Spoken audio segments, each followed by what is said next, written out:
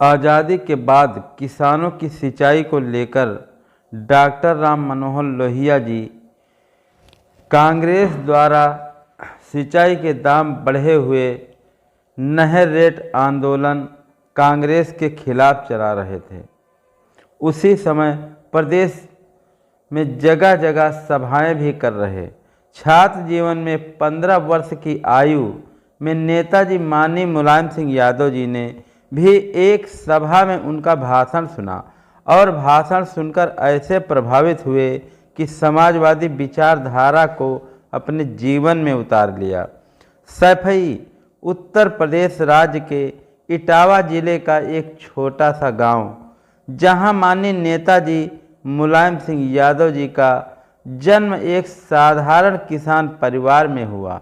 पिता सुघर सिंह यादव जी एवं माता मूर्ति देवी खेती किसानी करते हुए परिवार का पालन पोषण बहुत ही अच्छे ढंग से किया। घर में गाय भैंस होने के कारण दूध दही की कभी कमी नहीं रही। पिता सुघर सिंह यादव जी के 5 बेटे और 1 बेटी थी। माननीय मुलायम सिंह यादव जी अपने भाई बहन के साथ मिलकर घर के कामों में हाथ बटाते थे। माननीय नेताजी पढ़ाई के साथ साथ पहलवानी भी करते थे और पहलवानी भी जो करते उसी को अपना कैरियर मानते थे। माननीय नेताजी दंगल में जब अपने से ताकतवर बड़े पहलवान को चरखा दांव लगाकर मिनटों में चित कर देते तो सैफई खुशी से झूम उठता। किसानों का नहर से सिंचाई का रेट बढ़ने के विरोध में माननीय नेताजी को डॉक्टर राम मनोहर लोहिया जी के साथ गिरफ्तार किया गया और इटावा की जेल में से जब वो वापस 19 वर्ष की आयु में वापस घर लौटकर आए तो सैफई ने उन्हें सिराखों पर बैठा लिया। सैफई गांव के बारे में मैं 2 लाइनें कहना चाहता हूँ। सुना था नाम सैफई का मैंने बचपन में, सुना था नाम सैफई का मैंने बचपन में, अब आके हमने जाना क्या है गांव सैफई, अब आके हमने जाना क्या है गांव सैफई, उसने भी आके माना क्या है गांव सैफई। सैफई, मैं सैफई की बात इसलिए करना चाहूँगा कि 11 अक्टूबर को लखनऊ से माननीय नेताजी की अंतिम यात्रा में शामिल होने के लिए जा रहा था। आगरा एक्सप्रेसवे से जैसे ही हमारी गाड़ी सैफई के लिए मुड़ी, सड़क का इशारा सैफई की ओर था। रास्ते में अनेक गाड़ियों की लंबी कतारें लगीं। मोटरसाइकिल, साइकिल से लोग पैदल चले जा रहे थे। यह लोगों का सैफई से प्यार था। शायद सैफई उन्हें बुला रहा था। सैफई जिसे माननीय नेताजी कभी नहीं भूले। माननीय नेताजी कोई भी त्यौहार, होली हो या दिवाली, सैफई में ही मनाते थे। ऐसा लगता कि सैफई के बगैर नेताजी अधूरे थे और नेताजी के बिना सैफई अधूरा था। यही कारण है कि माननीय नेताजी का अंतिम संस्कार आज सैफई में ही होगा। सैफई और माननीय नेताजी का 7 सदियों तक बना रहेगा। सैफई माननीय नेताजी के साथ हमेशा तटस्थ खड़ा रहा। उनके संघर्ष में माननीय नेताजी ने सैफई का नाम देश दुनिया में प्रसिद्ध किया। आज सैफई में जहां एक तरफ मेडिकल कॉलेज है, वहीं दूसरी तरफ हॉकी चैंपियन मेजर ध्यानचंद के नाम से इंटरनेशनल स्टेडियम भी है। एक तरफ इंटर कॉलेज है तो दूसरी तरफ डिग्री कॉलेज भी है।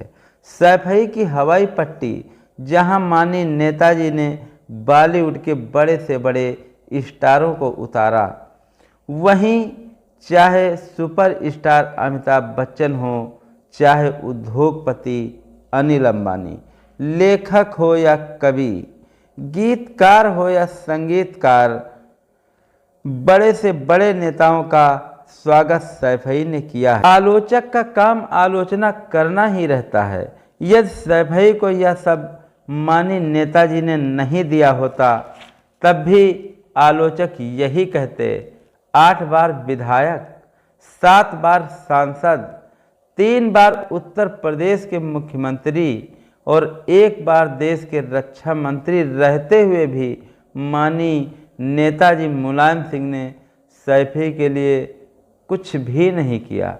आज सैफई एक विकसित गांव माना जाता है। आलोचक तो आज भी आलोचना करते हैं कि सब कुछ, सारे कार्य सैफई के लिए ही किए। माननीय नेताजी ने यह सब देश की जनता के लिए किया। सैफई ही नहीं, उत्तर प्रदेश के गरीब, वंचित, शोषित किसानों, नौजवानों, बहन बेटियों के लिए जो कर दिया उसे पीढ़ियां नहीं भुला पाएंगी। मैं नेताजी के कार्यों को एक वीडियो में नहीं समेट सकता, क्योंकि अपने लंबे राजनीतिक जीवन में उन्होंने अनेक कार्य किए। समाजवादी बुलेटिन पत्रिका अगस्त 1999 में एक लेख कर्नल राघवराम पांडे रिटायर्ड जी का छपा। बताते हैं कि रक्षा मंत्री के रूप में माननीय नेता मुलायम सिंह यादव जी के कार्य भारत के सैन्य इतिहास में स्वर्ण अक्षरों में लिखे जाएंगे। पहली बार माननीय मुलायम सिंह यादव ने ही शहीद होने वाले सैनिकों का शव उनके गृह जनपद में लाने का प्राविधान किया, जिसके फलस्वरूप आज शहीदों के शव भारत के कोने कोने तक राजकीय सम्मान के साथ उनके घर तक लाए जा रहे हैं। आज शहीद परिवारों को जो सम्मान दिया जा रहा है उसके जन्मदाता माननीय मुलायम सिंह यादव जी ही हैं। इसके पहले शहीदों की टोपी और वर्दी ही घर आती थी। देश बंधु वशिष्ठ जी अपनी किताब मुलायम सिंह यादव और समाजवाद में लिखते हैं कि मुलायम सिंह यादव जी के पिता सुघर सिंह यादव जी भी ऐसे व्यक्ति थे जो बहुत बार अपनी ज़रूरतों को नज़रअंदाज करके दूसरों के घरों में चूल्हा जलवाने में मददगार साबित होते थे। वशिष्ठ जी ने माननीय मुलायम सिंह यादव जी के छोटे भाई कैबिनेट मंत्री श्री शिवपाल सिंह यादव जी से इस विषय पर बात की तो वह अत्यंत स्नेह युक्त और द्रवित हो गए। उन्होंने कहा, हमने कभी सोचा भी नहीं था कि हम यहाँ तक पहुँचेंगे और समाजवादी विचारधारा और आंदोलन को नेताजी दुनिया के सामने इतने प्रभावी रूप से प्रस्तुत कर पाएंगे।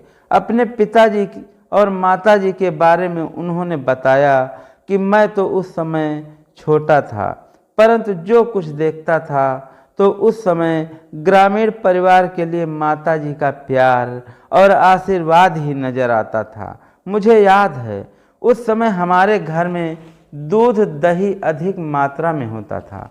बड़े भैया तो पहलवानी करते थे, इसलिए उनका ख्याल तो पहले रखा जाता था, परंतु हम भी छोटे थे और छोटे होने का यह अर्थ नहीं होता कि छोटा भाई घाटे में रहे।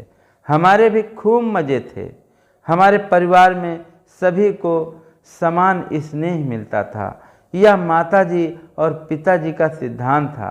हमारे घर में, परिवार में भले ही दूध हमारे लिए न बचे, परंतु हमारे दरवाजे पर दूध दही के लिए जो भी कोई आ गया उसे माताजी ने कभी खाली पात्र नहीं लौटने दिया। उस समय गांव में ज़्यादातर परिवारों की ऐसी ही स्थिति थी।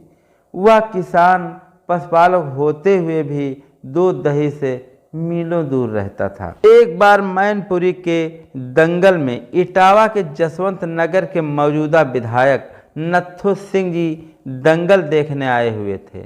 वहीं पर जब मुलायम सिंह यादव जी ने अपने से बड़े पहलवान, ताकतवर पहलवान, वहीं पर जब मुलायम सिंह यादव जी ने अपने से बड़े ताकतवर पहलवान को चरखा दांव लगाकर मिनटों में चित कर दिया तो नत्थू सिंह जी यह देख चकित रह गए और उन्होंने माननीय नेता मुलायम सिंह यादव जी को अपने साथ ले लिया।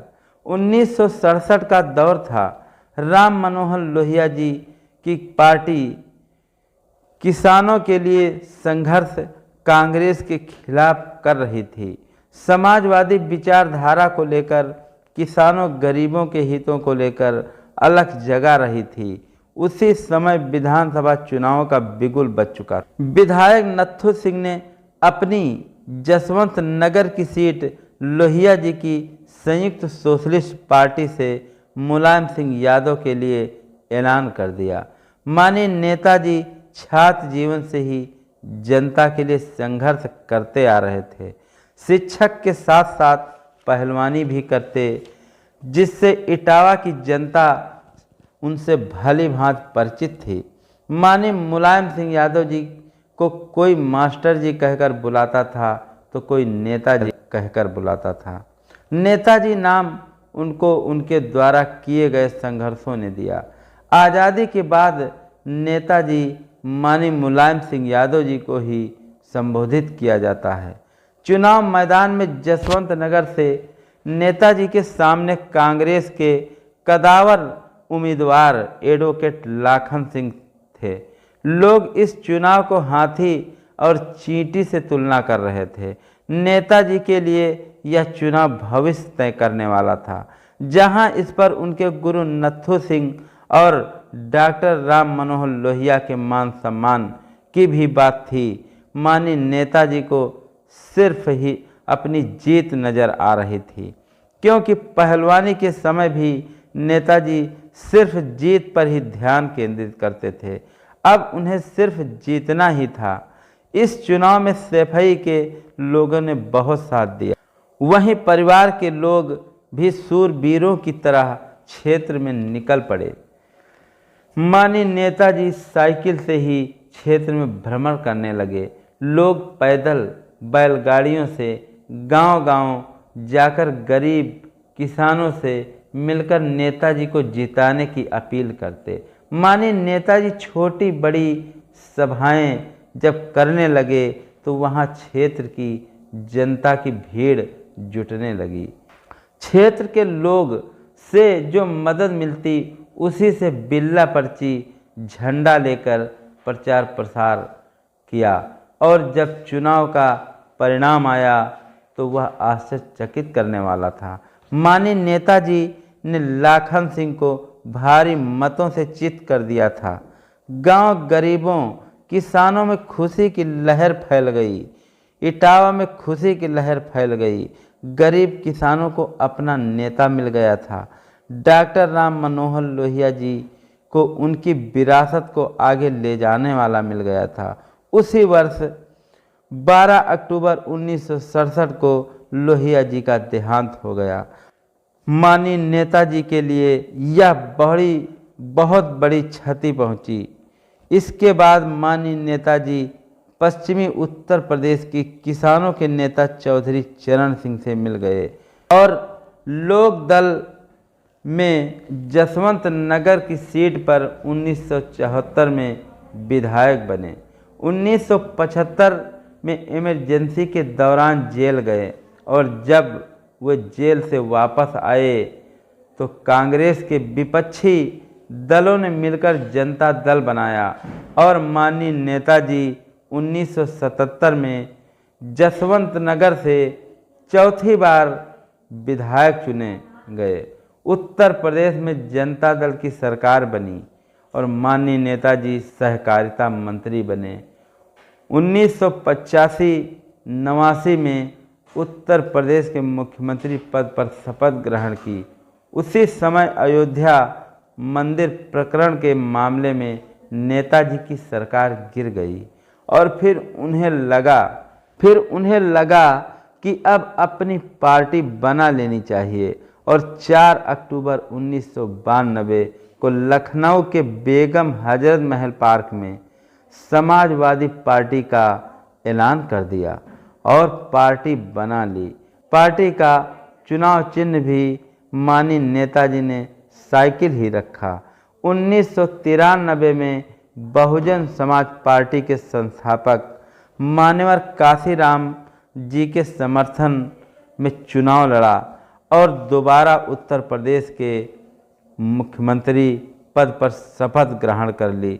हालांकि यह गठबंधन अधिक दिनों तक नहीं चला और बहुजन समाज पार्टी ने समर्थन वापस ले लिया और सरकार गिर गई। 1996 में लोकसभा के चुनाव हुए और इस बार माननीय नेताजी मैनपुरी से सांसद का चुनाव लड़े और जीत कर देश की राजनीति के पटल पर पैर रखा। संयुक्त मोर्चा की सरकार बनी। कर्नाटक के मुख्यमंत्री माननीय HD देवेगौड़ा जी देश के पहली बार पिछड़ी जाति के प्रधानमंत्री बने और माननीय मुलायम सिंह यादव जी देश के रक्षा मंत्री के रूप में शपथ लेकर कमान संभाली और अब नेताजी राष्ट्रीय राजनीति में पांव जमा चुके थे। संयुक्त मोर्चा की सरकार ज़्यादा समय नहीं चली, सरकार गिर गई। माननीय नेताजी ने 2003 में उत्तर प्रदेश के तीसरी बार मुख्यमंत्री बने और 2007 तक सरकार चलाई। हालांकि वे अपने मुख्यमंत्री कार्यकाल को कभी पूरा नहीं कर पाए। नेताजी का जीवन में संघर्ष चलता रहा। उन्होंने अनेक गरीब परिवार के लोगों को बड़े से बड़ा नेता बना दिया, विधायक बना दिया, सांसद बना दिया, MLC बना दिया और 2012 में समाजवादी पार्टी 227 सीट जीतकर पूर्ण बहुमत में आई। यह नेताजी के संघर्ष का नतीजा था और इस बार माननीय नेताजी ने अपने बेटे अखिलेश यादव को उत्तर प्रदेश की गद्दी सौंप दी और गद्दी पर बैठाया और समाजवादी पार्टी ने गांव, गरीब, पिछड़े अगड़े, अल्पसंख्यकों, देश के लिए बहुत कार्य किए। आज उनका नाम देश दुनिया में अमर हो गया। माननीय नेताजी हमारे दिलों में हमेशा एक प्रेरणा बनकर रहेंगे। नेताजी अमर रहें। जय समाजवाद, जय हिंद, जय भारत।